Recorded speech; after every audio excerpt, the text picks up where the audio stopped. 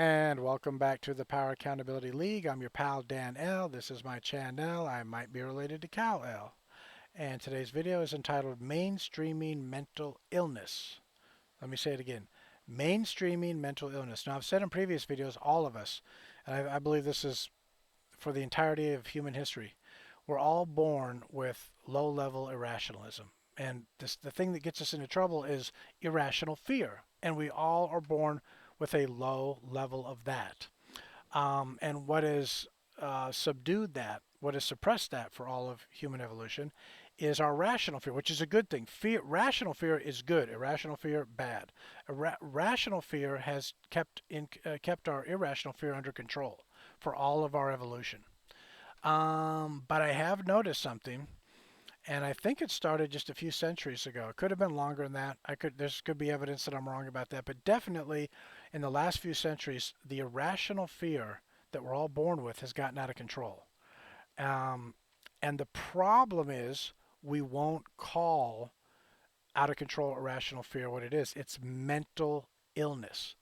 Now, I want to segue into a story about the 60s and 70s. There were social justice, there's always been social justice warriors in modern human times or historical. You can go back to the ancients. There were social justice warriors thousands of years before Jesus Christ. So you can go back like probably 10,000 years.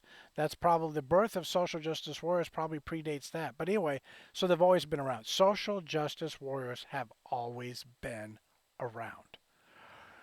And the most recent incarnation before 2020 was really the big movement was the 60s and 70s, and it wasn't just in North America; it was globally. Well, actually, the West. The West was infected, and in a good way. The social justice warriors of the 60s and 70s in the West had a very positive function to perform. There was a lot of social justice battles that needed to be fought, and they were fought. The good news is the good guys won. Martin Luther King might have been assassinated in 1968, but his movement won, and we should all be grateful about that. But I should say his movement won, but then we really started going backwards shortly after he was murdered. What that means is the movement to care about um, a gentler, kinder society, that movement, which Martin Luther King was part of, and it was broader than that, but that's a good way to describe it. His movement to create a more rational and a more benevolent society, his battle was won. We did create a more rational and benevolent society, but something happened not long after Martin Luther King died. We stayed benevolent, but we started losing the rational side of our personality. We started becoming more irrational. We started embracing irrational fear. George Carlin, I think it was an HBO special called Jammin' in New York, and I've referenced this in the past. Um, he had like a 5 or 6 minute bit in his HBO special about people who are afraid of everything all the time. And it was very funny. It was very entertaining. You should watch it. You can find it on YouTube and other platforms. But it was very funny. And he talked about how he was annoyed about all these people who are going to save planet Earth. I'm not going to redo the act, but I'll tell you what annoys me. All the people who think that there's a way to perfect the human race, a way to perfect the human condition, all the people who believe that utopia is achievable. It's not. And so, what motivates these people to believe something that is irrational? Utopia, perfection, paradise on earth. This Euclidean reality does not allow for the perfection defined by humanity. Human beings have a definition for utopia, and this universe does not allow for that reality to become present because there's too many elements, too many random elements, and there's also too many needs in the universe that supersede the needs of human beings. And but again, it basically goes back to the random factor of the universe. It's too much randomness to allow for utopia. And but plus human beings aren't we're not smart enough, and we don't even know what the definition of that is because everyone has their own definition of paradise. Everyone. That's 8 billion different definitions. You can't reconcile 8 billion individual definitions of paradise. There's just no way to do it. And again, if you got and I've said this before, I'm saying it again, if you got what you consider to be utopia, for me it would be a nightmare. And if I got my definition of utopia, you would probably find it a very unpleasant place. So that's the problem. And not because my utopia is a horrible um, is a horrible um, concept. My utopia isn't based on some sort of incredible cruelty that's codified into law. Just my utopia has different values and standards than yours does. But anyway, so here's the problem. Some people are traumatized by the fact that they cannot impose this perfection that lives amorphously in their brain. And if you ask them, tell me, if you say to someone who believes in collectivism, Marxism, communism, because communism creates a fair, just society, but it doesn't. All the evidence says collectivism does the opposite of what it claims to do. The public relations on communism has been fairly good. The execution has been horrible because the public relations is a lie. It's propaganda. When people tell you that they are smart enough to bring the utopia into fruition, that is a lie. They're not. And by the way, a lot of them have no intent. They in the back of their mind, they know they don't have any intention of bringing a kinder, gentler, more just society into existence. No, no, they just want control. They want power over you. They want to lord themselves over you. They don't want to serve the needs of the population. They want to rule over you. There's a difference between being a leader of people and ruling over people. When you're a leader of people, the concept is you're going to follow someone else's example because their leadership inspires you. Their leadership shows a better path to a better society and a better future for the people in that society. But the people who are constantly propagandizing you with how they're the special elite, they're part of the special elite. They're just better than you. They're smarter than you. They have the answers you could never have, and they know how to implement them. You could. They're just. Remember, there's an FBI guy. I don't know, Peter Strzok, Andrew McCabe, who said something about smelly Walmart people. Do you know why people use phrase like smelly Walmart? Even though that's, by the way, that's not a thing. I'm not. I don't think that's a problem. But if you ever say to yourself, "Oh, I'm in this Walmart and these are surrounded by smelly," guess what? You're not better than the smelly Walmart people. Yes, let me say that again. You're not better than the people that you look down on. You're not. That's a tough one. I get it. Trust me, it is a tough one. You're not.